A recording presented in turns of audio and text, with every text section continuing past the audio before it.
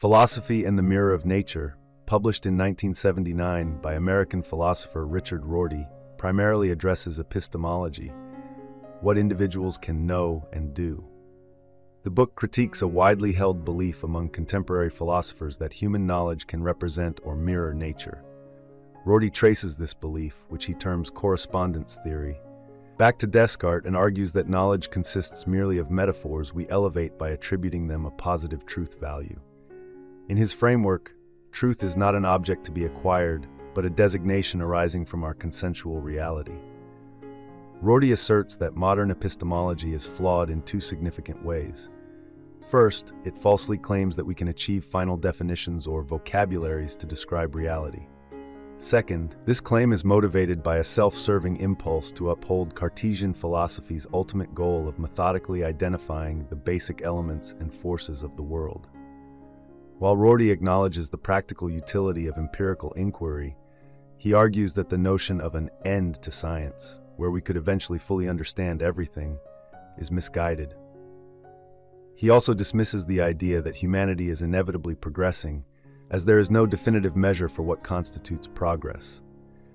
Rorty aims to challenge branches of knowledge that, often unconsciously, prioritize their preservation over a deeper understanding of what constitutes meaningful human activity or life. He critiques Immanuel Kant's argument that pictures, concepts, and other forms of metaphorical knowledge reflect nature, suggesting instead that all knowledge is inherently self-serving and suspect, though not without value. A good philosopher, in Rorty's view, should recognize that what the mind perceives is contingent upon the mind itself. Therefore, the goal of philosophy should not be to map reality, but to pragmatically assess the outcomes of our knowledge-making, consistently favoring beliefs that serve us better. Rorty references several key post-epistemological works, including Quine's Two Dogmas of Empiricism and Sellars' Empiricism and the Philosophy of Mind, to strengthen his argument regarding the distinction between knowledge and belief. Both philosophers contend that knowledge emerges from our social justification of beliefs.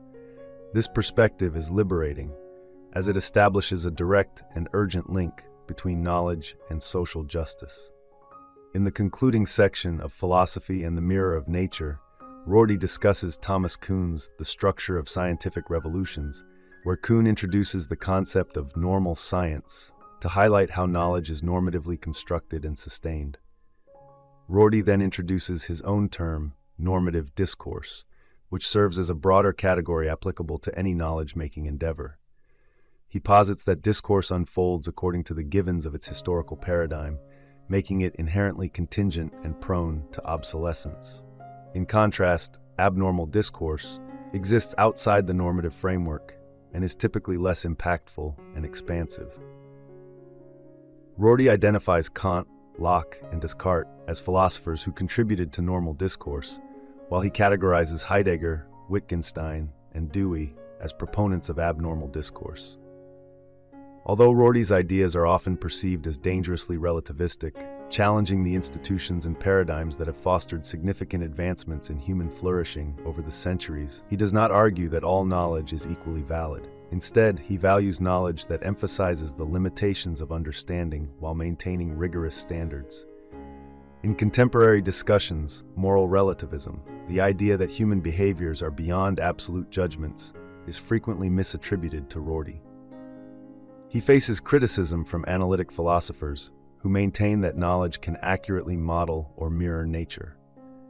This disagreement regarding the distinction between human perception and the objective existence of the world can be traced back to Greek philosophers, including Plato and his allegory of the cave.